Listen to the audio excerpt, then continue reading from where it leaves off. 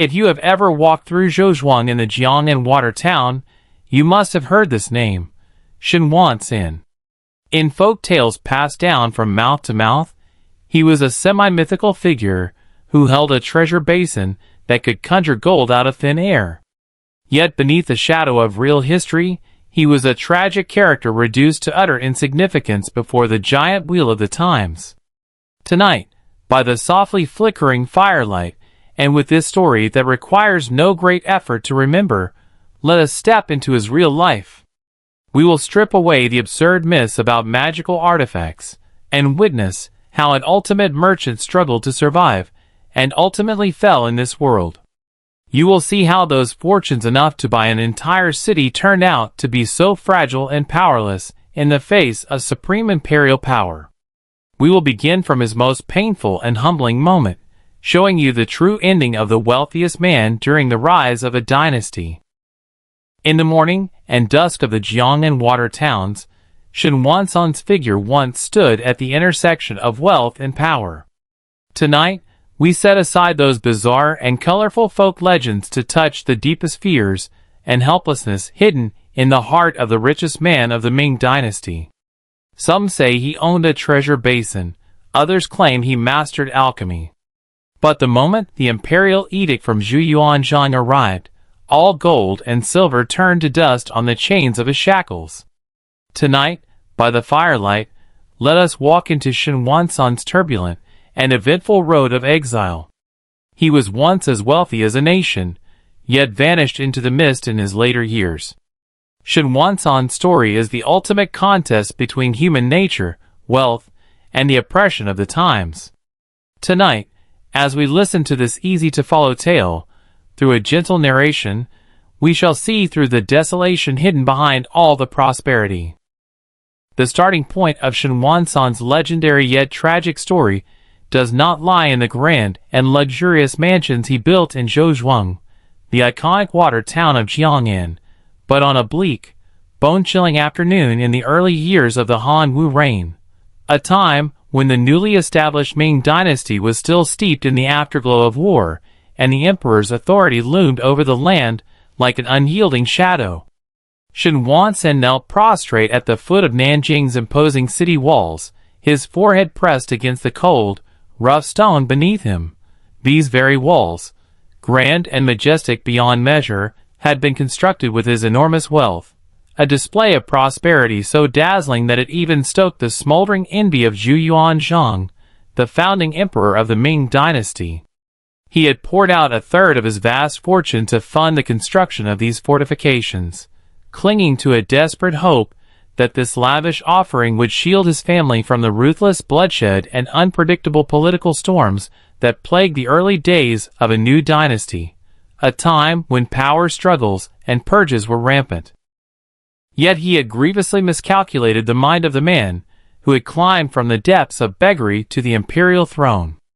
Zhuangzhang, who had endured a childhood of abject poverty and starvation, harbored an innate, visceral hatred and deep-seated vigilance toward anyone with extreme wealth that he saw as a potential threat to his hard-won power, a force that could rival the imperial authority he had fought so fiercely to establish. At that fateful moment, Shen Wansan slowly lifted his head, his eyes stinging from the cold and the humiliation, and gazed up at the battlements above. The arrowheads perched on the walls glinted sharply in the pale afternoon sun, their cold, metallic sheen cutting through the crisp air like a silent warning. For the very first time in his life, a profound, bone-piercing cold seeped into his bones, far colder than the wintry wind that whistled through the streets of Nanjing, a cold born not of the weather, but of the stark realization that his wealth, once his greatest pride, might soon become his undoing. Shen Wansan was not born a cunning speculator, nor was he destined to be a legendary tycoon from the start. In his early years, he was no more than an astute, hard-working farmer tending to his small plot of land in the fertile fields of Jiangnan, where the waterways crisscrossed like silver ribbons, and the air was filled with the scent of rice and lotus. It was the unrelenting upheaval of the times, the chaos of the late Yuan dynasty, the ruthless wars that tore the country apart, and the turbulent commercial tide that surged as the Ming dynasty emerged from the ashes, that swept him up and carried him onto the grand ships of overseas trade, a risky yet lucrative path that few dared to tread. Amid the cargo holds filled with glossy blue and white porcelain, delicate silk fabrics that shimmered like flowing water, and rare spices from distant lands, he honed his skills. He learned to navigate the treacherous, storm-tossed ocean waves, to outwit ruthless pirates and unpredictable sea currents, and to dance a dangerous dance with corrupt, greedy officials, men who lusted after his wealth, and would stop at nothing to siphon off his fortune. For years, he clung tightly to his wealth, believing it to be an invincible talisman, a shield that would protect him and his family from all harm, a guarantee of safety in an era of chaos. He never stopped to realize that this so-called talisman was slowly transforming into a gleaming lightning rod, drawing the wrath of the imperial throne and sealing his fate. As the cold wind of Nanjing howled around him, carrying the distant echoes of the city's bustling streets and the faint clatter of soldiers' armor, Shen Wansan heard it, the first faint, eerie crack that signaled the collapse of his once unassailable fate. It was a sound softer than a whisper, yet it reverberated in his ears like a thunderclap, a haunting reminder that no amount of gold or silver could stand against the unbridled power of an emperor scorned. Let us return to the secret behind what was known as the Treasure Basin, a legend that masked Shen Wansan's extraordinarily forward-thinking business acumen. Far beyond hoarding fertile farmland in Zhouzhuang, he cast his gaze across the distant seas to overseas lands, where his merchant caravans once sailed across the South China Sea, braving treacherous waves and unknown dangers to bring back priceless pearls, rare rhinoceros horns, and countless exotic spices that filled his warehouses and dazzled the people of his time. That unprecedented prosperity, however, turned his life into a delicate kind of torment. The golden abacus he kept in his mansion, each click of its beads echoing through the halls, was a blatant provocation to the impoverished and conservative world around him, a silent declaration of wealth that clashed sharply with the era's prevailing frugality and humility. Desperate to avoid drawing too much attention, he even tried to keep a low profile. He went so far as to spend a fortune rewarding the soldiers guarding the city, calling it a gesture of gratitude to the army. Little did he know that this act would become the deadliest mistake of his life. He naively believed that money could replace power, that the bold generosity of a common merchant could move the imperial dignity of an emperor who had clawed his way to the throne through blood and struggle. Zhu Yuanzhang's icy words, "A commoner rewarding the entire army is a rebel," cut through the air like a rusted but sharp blade, slow yet cruelly precise, slashing open the illusion of prosperity that the Shen family had built over decades. That night, the melodious music from the Shen mansion came to an abrupt halt, as if silenced by an invisible hand. Shen Wansan sat alone in his backyard garden, his figure silhouetted against the soft moonlight, watching the lotus flowers sway gently on the surface of the pond, their petals glistening like silver under the moon's glow. In that quiet, poignant moment, a sudden realization dawned on him. Everything he owned, every piece of gold, every plot of land, every valuable treasure, was not truly his. It was merely a debt temporarily entrusted to him by the emperor, and now, the creditor had come to collect. He did not resist, nor did he wail in despair. Instead, he remained eerily calm, putting on a tattered coarse cloth robe that was washed pale with age, a stark contrast to the silk and brocade he had worn for most of his life. Quietly, he began to dismiss his servants one by one, secretly sending them away with small sums of money to ensure their safety in the turbulent days ahead. Then, he gathered all the contracts and deeds that he had once cherished like his own life, documents that represented his wealth, his power, his entire legacy, and threw them one by one into the blazing fire basin. The flickering firelight danced across his face, illuminating the deep wrinkles of hardship, the traces of sorrow, and a faint, vacant numbness that had settled in his eyes, as if he had already accepted the tragic fate that awaited him. The tranquility of the water town was utterly shattered the moment imperial soldiers stormed into Zhouzhuang to seize his family property and assets. Contrary to folk legends, Shen Wansan was not sentenced to death, a mercy perhaps granted solely by Empress Ma.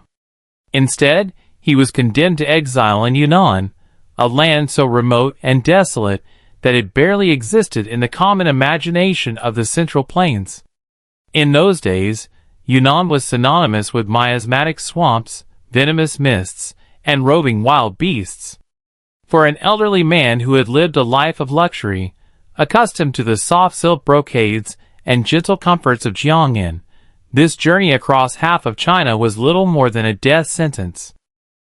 Along the escort road, he passed through the very cities where he had once spent gold like flowing water, yet now residents lingered in the shadows, pointing and whispering in judgment.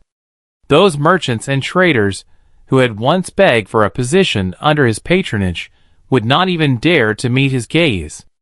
The bitter betrayal that came with the sudden loss of power and status weighed far more heavily upon his soul than the cold iron shackles around his wrists. Yet even in the depths of such utter despair, he revealed the tough, unyielding resilience inherent in the farmer he once was. He began to study the soil by the roadside, observing the exotic and peculiar vegetation of the southwestern borderlands. His innate commercial instinct still stirred faintly within him. Even in this barbaric, untamed land, he searched for hidden salt wells and forgotten traces of the ancient tea-horse road. It was through this agonizing, endless journey that he finally achieved a kind of spiritual purification. Wealth was no longer his prison. Instead, it became a lens through which he viewed the world more clearly. He traversed the jagged, fantastical peaks of Guizhou, sailed through the mist-shrouded waves of Dianqi Lake, his white hair whipping wildly in the mountain wind like a tattered, battle-worn flag. For years on end, Shen Wansan clung tightly to his colossal wealth as if it were the very breath of his existence, a sacred and invincible talisman that he believed would wrap around him and his clan like an impenetrable shield, warding off the sword of political strife, the cruelty of greedy rivals, and all the unseen harms that lurked in the chaotic, blood-stained era of the early Ming dynasty. It was his anchor in a world of constant upheaval, his unshakable guarantee of safety in a time when life was as fragile as a withered leaf in the wind. Blinded by the glitter of gold and the power it had bestowed upon him, he never once paused to reflect, never stopped to realize that this so-called talisman, this fortune he had spent a lifetime accumulating, this symbol of his success, was slowly, insidiously transforming into a gleaming, unignorable lightning rod. It glinted under the imperial gaze, drawing the simmering wrath of the throne, luring the emperor's suspicion like a moth to a flame, and quietly sealing his fate with every passing day. As the bitter cold wind of Nanjing howled relentlessly around him, cutting through his silk robes and stinging his cheeks, it carried with it the distant, muffled echoes of the city's bustling streets, merchants hawking their wares, rickshaws creaking, children laughing, and the faint, menacing clatter of soldiers' armor, a constant reminder of the imperial power that loomed over every corner of the city. In that moment of eerie stillness amid the chaos, Shen Wansan heard it, a faint, almost imperceptible crack, eerie and hollow, like the sound of ice splitting beneath one's feet. That crack was the first chink in the armor of his once unassailable fate, the first sign that the empire he had tried to appease, the wealth he had relied on, would soon crumble around him. It was a sound softer than a whisper, so faint that it might have been mistaken for the rustle of leaves or the sigh of the wind, yet it reverberated in his ears like a deafening thunderclap, shaking him to his very core. It was a haunting, relentless reminder, one that seeped into his bones and chilled his soul, that no amount of gold, no hoard of silver, no accumulation of wealth could ever stand against the unbridled, absolute power of an emperor scorned. All his fortune, all his cleverness, all his attempts to buy safety were as fragile as dust in the face of Zhu Yuanzhang's wrath, and in that moment, he felt the weight of that truth pressed down on him like a mountain, unyielding and cruel. Shen Wansan vanished without a trace on a mist-shrouded morning, when the dense fog of Yunnan clung to the land like a veil of mystery, blurring the mountains, the rivers, and all traces of his existence. There was no grand funeral to honor his life, no stone stele to mark his resting place, not even a precise date to remember his passing. The wealthiest man of the Ming dynasty, who had once shone brighter than any noble or royal with his unimaginable fortune, finally returned to the earth in a manner as faint and transparent as the morning mist, quiet, unassuming, and utterly free from the glory and turmoil that had defined his life. The legendary treasure basin, attributed to him, the source of endless folk tales and fantasies, never resided in any gilded bowl or delicate porcelain vessel. Instead, it dwelled deep within his soul, a merchant's soul sharp enough to penetrate the complexities of human nature, wise enough to discern the true value of things beyond the glitter of gold and silver, and resilient enough to endure the harshest of fates. Tonight, as we gather to speak of Shen Wansan, we need not waste our envy on the mountains of gold and silver he once amassed, nor drown ourselves in sighs for the prosperity and glory that were cruelly torn from him. We need only remember this: there once lived a man who rose to the pinnacle of wealth in one of the most turbulent and ruthless eras in history, who earned more than any mortal could fathom. He had lost everything at the hands of unforgiving imperial power, power that cared not for his generosity, his wisdom, or his humanity. What truly mattered, what made him more than just a wealthy merchant, was the profound peace he found after all his prosperity had faded away, the calm that settled at his heart when he let go of greed, let go of pride, and let go of the illusion that wealth could ever bring true security. That peace, quiet and unshakable, is the most precious legacy he left to the world, far more valuable than all the gold he ever owned. And so, the story comes to an end. Outside the window, the night has grown thick and deep, the sky draped in a blanket of darkness dotted with faint stars. The noise and commotion surrounding money, power, and fate, the very things that once consumed Shen Wansan's life, have faded into the night breeze, carried away like fleeting whispers. It is time to rest, to let go of all gains and losses, all joys and sorrows, and let them turn into the soft, faint glow of dreams. Sleep well, and may the quiet of the night wrap around you, as it once wrapped around a man who learned the greatest lesson of all, that true wealth lies not in what we have, but in how we find peace within ourselves. Good night.